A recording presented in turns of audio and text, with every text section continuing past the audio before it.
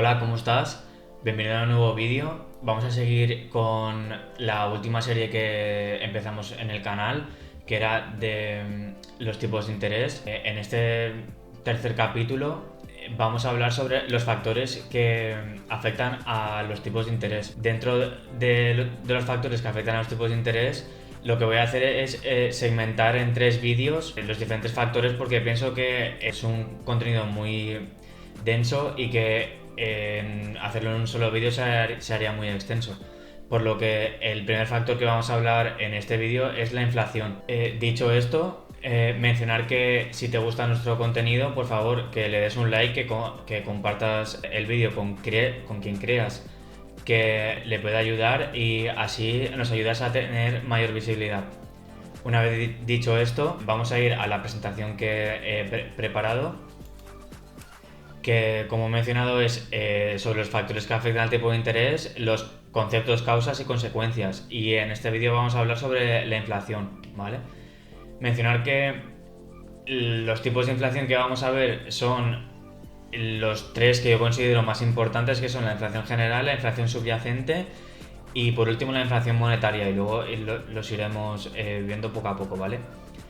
Primero, mencionar que la inflación general es lo que se conoce como el IPC. Bueno, el IPC es un medidor de la inflación, ¿vale? Que es el que se usa aquí en España. En Estados Unidos es el CPI y lo que define la inflación es el aumento generalizado de precios de una cesta representativa de bienes y servicios de una economía en un periodo determinado de tiempo marcado en un porcentaje, ¿vale? Por eso yo he puesto esa cesta, porque lo que hacen es esto que vemos aquí, que si tú entras para saber la inflación en la página del INE, del Instituto Nacional de Estadística, te encuentras que para calcular esa cesta lo que hacen es esa tabla que vemos ahí, que dividen todas las cosas que te puedes encontrar en una economía que puedes consumir y las subdividen en grupos, y a estos los ponderan en función de los hábitos de consumo o cuánto es de primordial que tú consumas eso para la subsistencia o la vida normal de una persona en España, ¿no? Para poder calcularlo, lo que hacen es, los trabajadores del INE hacen un trabajo de campo, que es que van a tiendas físicas y ven el producto y anotan el precio y hacen una variación del mismo respecto a cuánto valía el mes pasado o el año anterior, y así vuelven a regenerar el cálculo y ven cómo ha subido o bajado. Lo que hay que tener en cuenta sobre la inflación es que en medios de comunicación lo que hacen es jugar con esto y con la ignorancia financiera de la población, ¿vale? Porque como veremos más adelante en este vídeo, que haya inflación, y lo hemos definido, es que aumenten los precios, por lo que cuando hay un indicador que, como vemos en el siguiente gráfico, es creciente y te dicen de un mes al otro la variación ha sido positiva del 0,27, y pasa el otro mes y te dice el mismo titular, te dice la inflación ha caído un 0,15 en este mes. Realmente tú, cuando vas a hacer ese consumo de bienes, no vas a ver que los precios estén menores, porque la inflación lo que significa es que suban. Si de un mes al otro el indicador pasa de 0,27 a 0,15, lo que indica es que los precios siguen subiendo, pero a un ritmo menor, ¿vale? Es importante que se entienda esto. Y como vemos en esta gráfica, que esto está sacado del INE, de la página del Instituto Nacional de Estadística, el índice general, que es el que aglutina todos los grupos que hemos visto anteriormente, crece desde el año 2020. No, esta serie es del año 2017, ¿vale? Y ahora tenemos que la cesta representativa de bienes, ¿vale?, tiene un porcentaje de 119%. O sea, tiene 119 puntos. Os he traído aquí más gráficos que los puedes sacar en el Instituto Nacional de Estadística, y lo que vemos aquí es la variación de la serie desde 2017 hasta 2020 de todos los grupos que conforman la cesta de bienes. Realmente se ve como un poco en churro de muchas gráficas y tal, Y habría que destacar, por ejemplo, que la marrón, que es la alimentación, pues en un principio estaba en base 100, porque siempre lo calculan en base 100 al principio. ¿Eso qué significa? Que base 100 es el inicio, y si crece es que está en 115, 100 tal, pero si decrece, tiene menos puntuación que 100, ¿vale?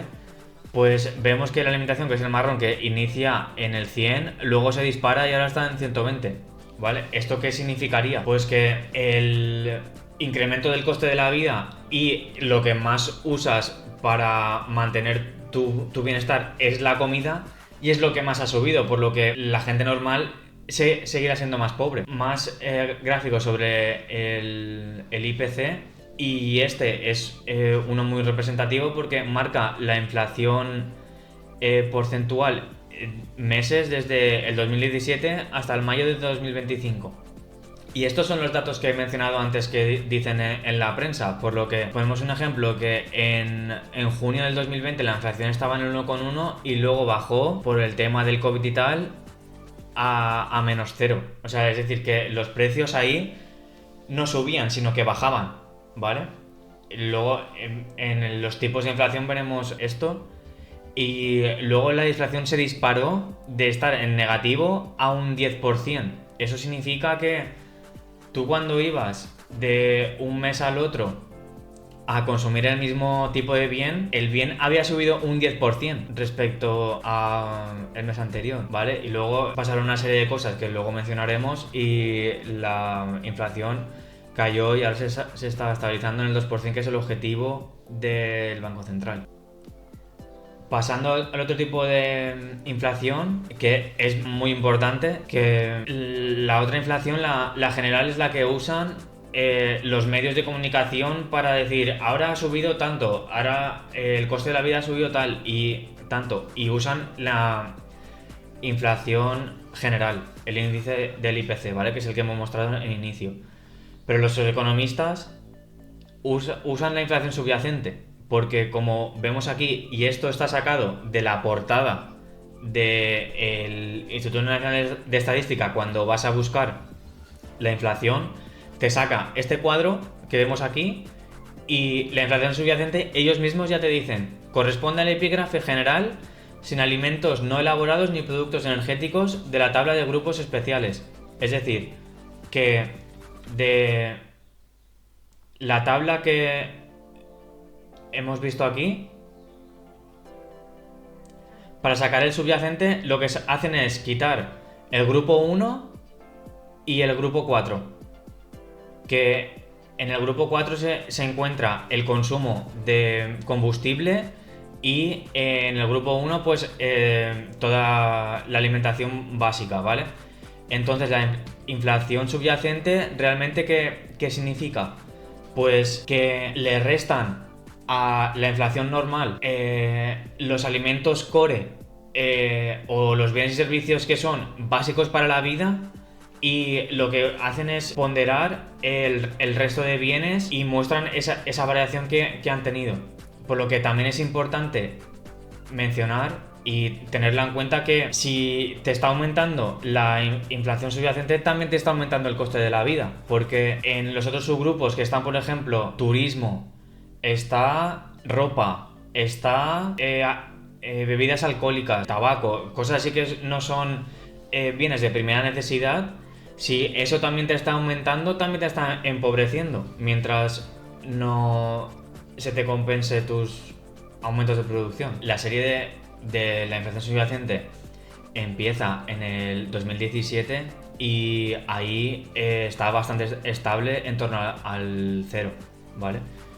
Y conforme llega la inflación grande que hemos visto en el anterior gráfico de la inflación general, que se dispara al 10, pues la inflación subyacente llega al 8% más o menos, ¿vale? ¿Esto qué indica? Pues que excluyendo los bienes normales que están cotizados en un mercado, como por ejemplo el petróleo o los bienes de alimento básico, el resto de bienes también subieron de una manera bastante grande, por lo que realmente también te empobrece, porque si por ejemplo, si solo te sube la inflación general, que está ponderado con un 14% los alimentos y el petróleo, el transporte y todo eso, con un 17%, si solo te suben esas dos, pero el resto se te mantiene estable, tu poder adquisitivo no se te ve tan mermado como que si te sube todo de golpe,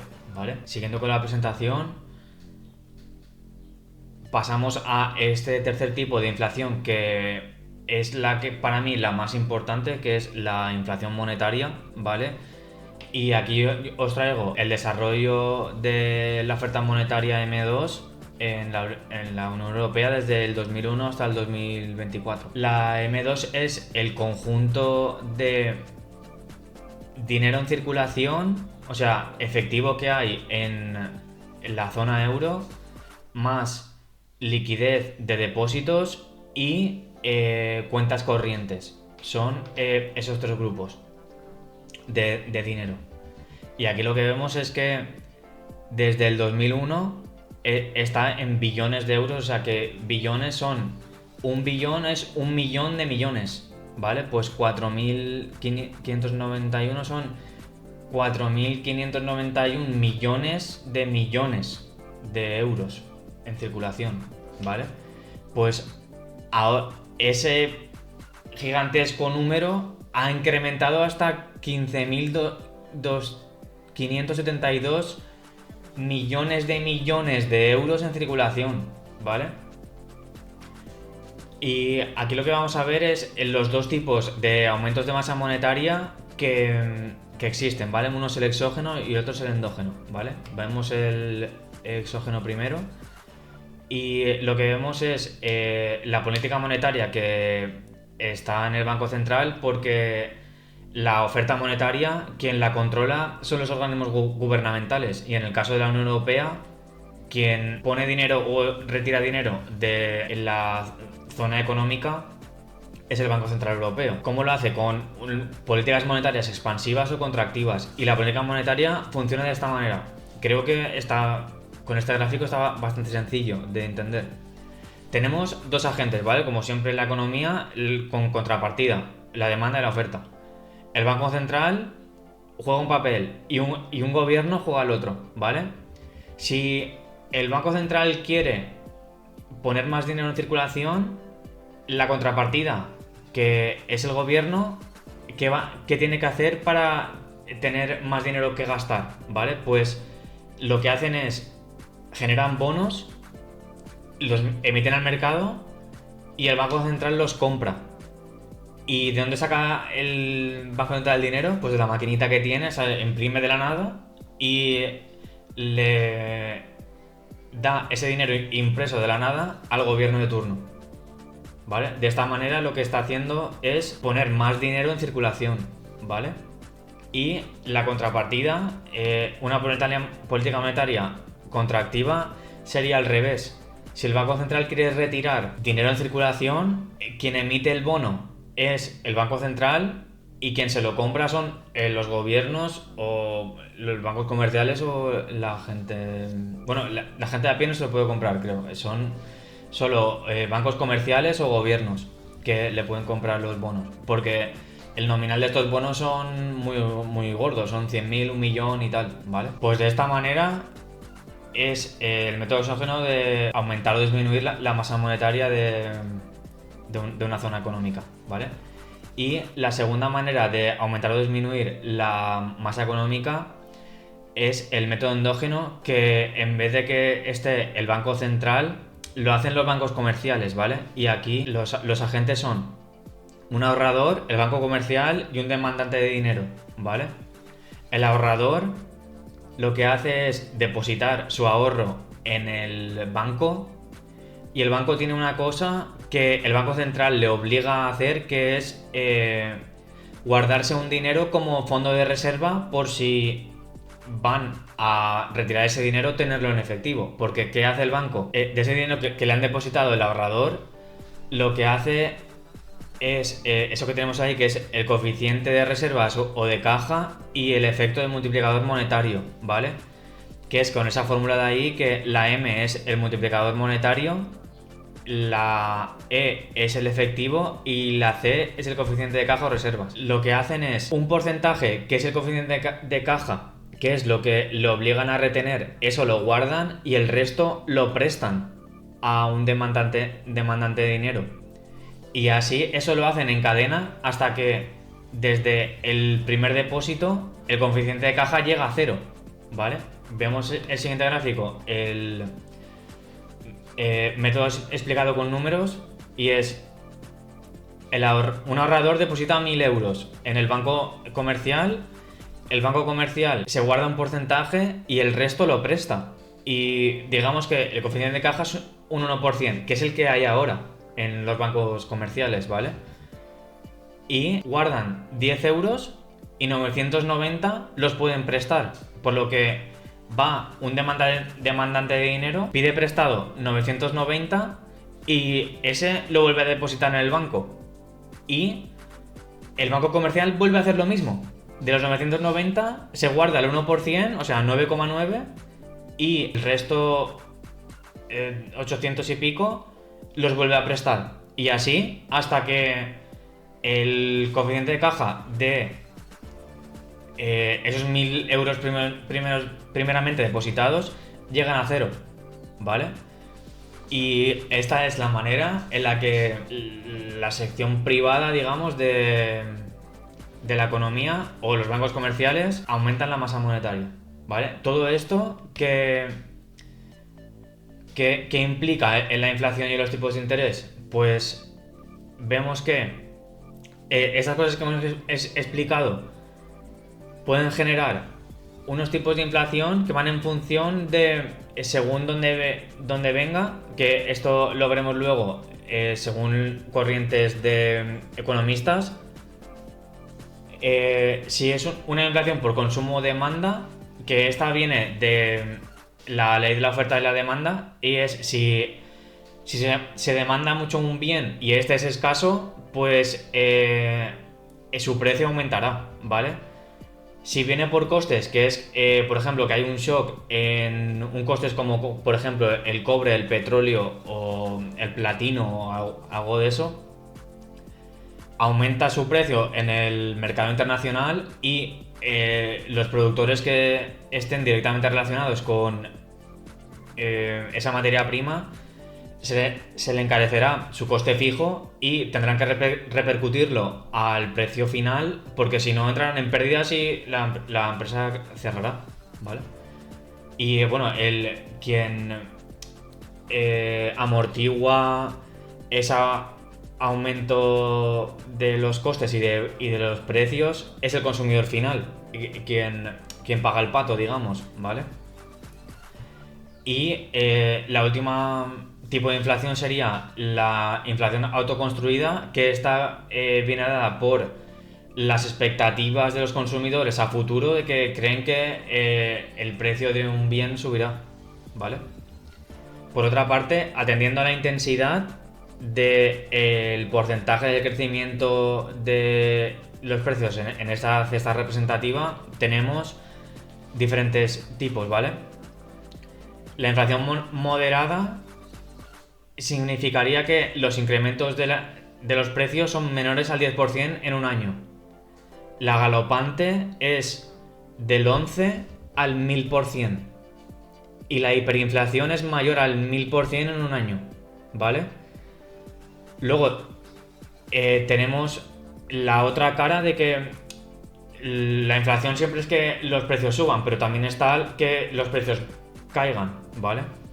Y eso sería la deflación. Luego tenemos otro escenario que es la estanflación, que es cuando tienes una economía que no crece, está estancada y tienes inflación dentro. Entonces tu producción o tu población sigue siendo igual de rica, pero los precios aumentan, entonces te empobreces, ¿vale? Es un escenario que estamos viendo ahora y no es que se quiera mantener. Y por último, la desinflación significaría que los precios crecen pero a un ritmo menor, que es lo que hemos comentado en un principio del vídeo, que los titulares de la prensa juegan sobre decirte que sobre confundir la desinflación con la deflación, ¿vale? Que si tú quieres aumentar tu poder adquisitivo, necesitas la deflación cuando ha habido mucha inflación, aunque te dicen que eso es malo. Porque si en una economía existe deflación, significa que la rueda del consumo que explicamos en el otro vídeo no existe. Entonces, para hacer ese mecanismo de ajuste y que aumente el PIB por vía consumo, lo lógico es que los precios aumenten, ¿vale? Pero si decrecen, es que el consumo no funciona, por lo que sea. Y las bajadas de consumo se relacionan directamente con caídas de la producción y recesiones, ¿vale? Siguiendo con la presentación, las causas, que es lo que he dicho antes sobre de dónde vienen los tipos de inflación, las corrientes de pensamiento económico, que serían los monetaristas, dicen que las causas de la inflación vienen directamente relacionadas con aumentos de la oferta monetaria, que realmente tienen razón. Y es lo que hemos visto, que con las políticas monetarias, tanto de un ente gobernante supranacional tipo el Banco Central y la banca comercial, inyectan liquidez en el sistema. Eso significa que, habiendo el mismo número de bienes en el mercado, la misma producción, si aumentas el nivel de liquidez, lo que pasa es que los agentes que tienen más dinero para comprar lo mismo. Entonces, por la ley de la oferta y la demanda, van a poder pagar más por el mismo bien. Y no ha cambiado su valor añadido, ¿vale? Por eso, esa vertiente de que los monetaristas dicen que la inflación solo viene por ese lado, a mí me parece bien, pero realmente también hay otros que dicen no, te viene por otra cosa, que son los keynesianistas, ¿vale? Que dicen, sí, es cierto que la inflación te viene porque has aumentado la masa monetaria, pero también hay otros factores como los aumentos de la demanda, que es lo que hemos explicado antes, por la ley de la oferta monetaria. Sí, en el mercado real no aumentas la oferta de un bien y hay un exceso de demanda del mismo, lo que hace es que suban los precios, porque esa escasez de oferta hace como exquisito ese bien y hay mucha más gente peleándose por el mismo, por lo que aumenta el precio. Los aumentos de los costes de la materia prima, que es lo que hemos mencionado antes, de que hay empresas que su producto final está ligado a que su materia prima inicial es un bien que cotiza en los mercados internacionales, y si se dispara ese precio de la materia prima original o el raw material, que se llama en inglés, por un shock de lo que sea, imagínate que una empresa que hace, yo qué sé, móviles o lo que sea, y necesita pues el coltán o un mineral que lo hacen que lo extraen de Kenia o de algún país de África, y ahí ahora mismo hay un golpe de estado, por ejemplo, pues si solo lo hacen ahí y hay un golpe de estado que va a decir que no saquen más ese mineral, habrá un shock de oferta y el precio de ese bien en el mercado se disparará, ¿vale? Un ejemplo así loco. Y por último, las propias expectativas de precios, ¿vale? Que es lo que hemos comentado antes, de las expectativas racionales a futuro de un consumidor que ve que puede haber inflación, le puede crear esa angustia de voy a comprar más ahora porque luego me va a subir el precio y no voy a poder comprarlo, ¿vale? Siguiendo con la presentación, las consecuencias de la inflación y la relación con los tipos de interés sería el incremento de la demanda de bienes y servicios mayor de lo que las empresas tienen tiempo para satisfacer, conduce a precios más altos. Eso lo hemos mencionado antes, lo de la ley de oferta y la demanda. El incremento del precio de las materias primas aumenta el coste de producir bienes y servicios y también eleva precios, que lo hemos mencionado antes, que repercuten las empresas el aumento de los precios de la materia prima en el producto final y quien lo amortigua es el consumidor final.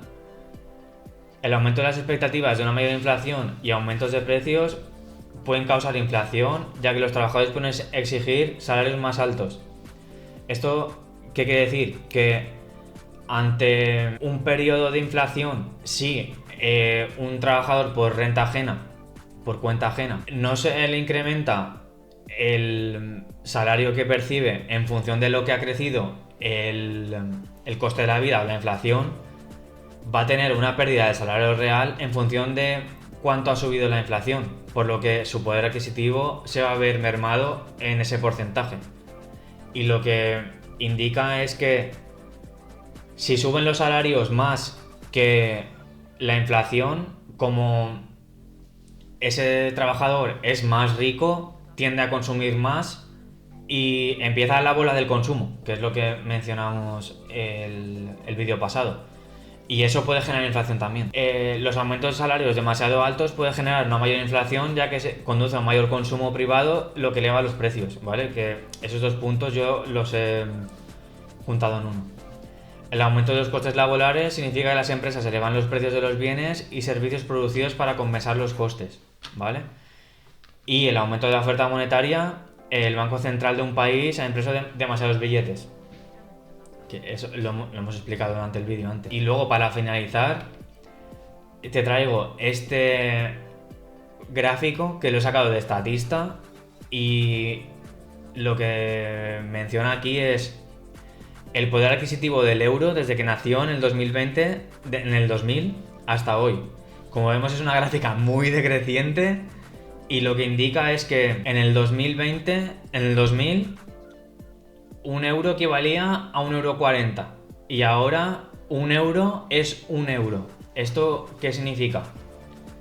Aquí la misma persona que ha hecho el gráfico te da una pauta para interpretarlo y te dice: al convertirlo al valor de un euro en 2020, los bienes y servicios que costaban un euro en el año 2000 costarían hoy aproximadamente 1,30 €, 1,39. Lo que significa que los bienes y servicios en la eurozona son un 39% más caros que hace 20 años. Estos datos permiten calcular el coste actual de los bienes y servicios de los años mostrados multiplicando el precio de entonces por la cifra que se muestra en el gráfico. Por ejemplo, un artículo que costaba 50 € en el 2010 costaría teóricamente 56,5 € en el 2020. ¿Vale? Esto es una consecuencia de la inflación. También que por aumentar la masa monetaria y con las consecuencias que hemos mencionado anteriormente, el poder adquisitivo de la moneda decae, decrece en el tiempo, por lo que al poseer esa moneda, si no haces nada con ella, lo que te va a pasar es que vas a perder tu poder adquisitivo. Por eso es importante que se obtenga una rentabilidad de la moneda, como vimos en el primer vídeo de los tipos de interés con el coste de oportunidad, para principalmente no perder el poder adquisitivo de la moneda que te dan por tu producción, porque realmente lo que te está pasando es que tú vas a producir para ganar dinero y vivir, y al generarte inflación, la misma producción que tú haces cada vez vale menos. O sea, puedes comprar menos cosas con lo mismo. Por último, finalizar con la relación que tienen con los tipos de interés, y como hemos visto antes en el momento de la explicación de la política monetaria, lo que pasa es que por las bolas de consumo, de cuanto más consumo genera inflación. ¿Y cómo hacen para combatir la inflación? Pues usan las políticas monetarias para restringir el consumo y el acceso al crédito. Y como vimos que el tipo de interés es el precio del dinero, lo que hacen es aumentar el tipo de interés cuando la inflación sube. En el momento que suben el tipo de interés, el ajuste es inmediato. Eso significa que la gobernadora del Banco Central, que es en estos momentos Christine Lagarde, y los que están reunidos con ella, que tienen sus expectativas macroeconómicas de la inflación y tal, dicen, ¿ha subido la inflación? Pues ¿qué tenemos que hacer? Subir los tipos de interés para restringir el crédito, y así genera este mecanismo de ajuste, que es, al subir los tipos de interés, la demanda de dinero se contrae porque los consumidores o demandantes de dinero ven que el precio del dinero es más caro, por lo que van a posponer sus decisiones de inversión y no pedirán el crédito ahora, por lo que bajará el consumo. Al bajar el consumo, las empresas hacen un ajuste de precios a la baja para hacer atractivo que el consumidor vaya y adquiera esos precios. Y así, cuando los precios esperados sean iguales a los precios nominales, es cuando el ajuste del el mercado de bienes y servicios es efectivo en función de la bajada o de la subida de la política monetaria, ¿vale? Así es como se ajusta una producción real, una economía, ¿vale? Entonces, este mecanismo de ajuste irá en función de cómo se vaya ajustando la inflación en función de los hábitos de consumo.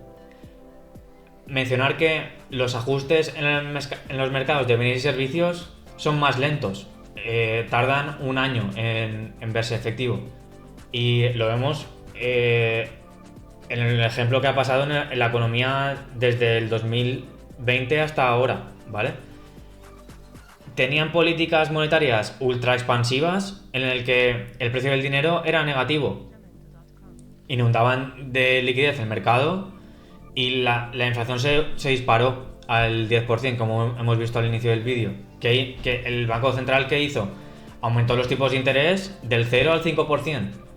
Eso ya estaba vigente en el mercado enseguida, pero la inflación seguía disparada al 10%, porque los efectos de ese mecanismo de ajuste de los precios en el mercado de bienes y servicios tarda 2 o 3 años en hacer efecto.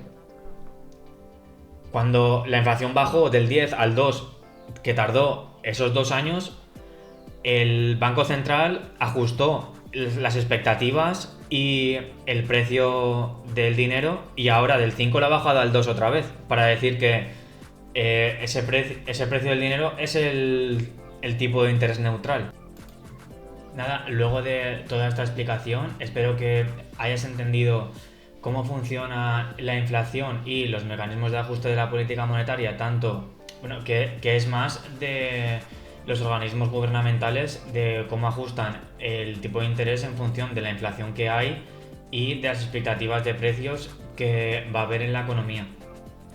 Para finalizar el vídeo, quiero mencionar una cosa sobre la inflación, y es que en función que lo que hemos comentado antes de los bancos comerciales, el coeficiente de caja y el multiplicador monetario, eso es lo que se llama la reserva fraccionaria, y es una variable vital para que exista la inflación. Y los mismos políticos que están en el mando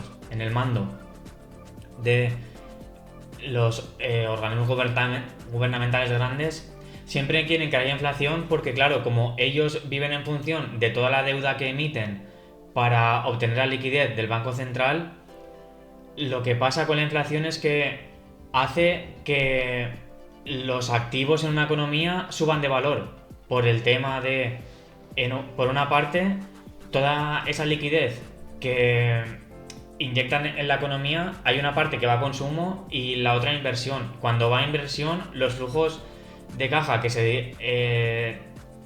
se ponen o se alocan en activos financieros, cuanto más demanda hay de activos financieros, más sube su precio. Ya sea por expectativas futuras de que esa empresa o ese activo de riesgo te va a generar beneficios, o porque simplemente inundan el mercado de liquidez y empujan al alza un precio por el efecto de aumentar su propia demanda.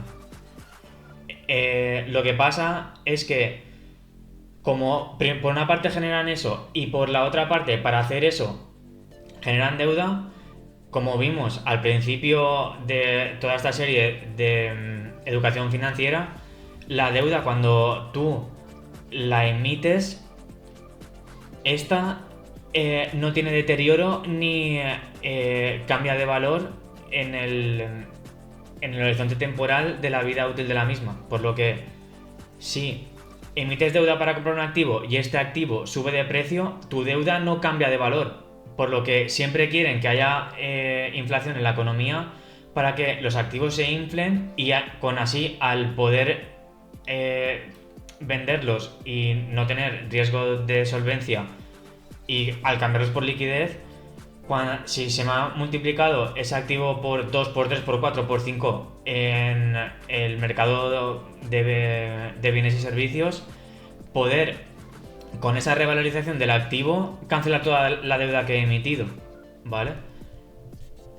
Y nada, quería explicaros esto porque me parece un aspecto de la inflación que siempre está ahí y que realmente nunca nos cuentan. Y nada, siempre pues dar ese conocimiento a toda la audiencia del canal. Nada, espero que os haya gustado el vídeo, que hayáis entendido los tipos de inflación que hay y cómo afectan a la economía para que aumenten y bajen los tipos de interés. Y si te ha gustado el vídeo, le das un like, que lo compartas con quien creas que le puede tener valor para él el vídeo, que te suscribas al canal y así nos das audiencia y nos puede ver muchísima más gente. Nos vemos en el siguiente vídeo.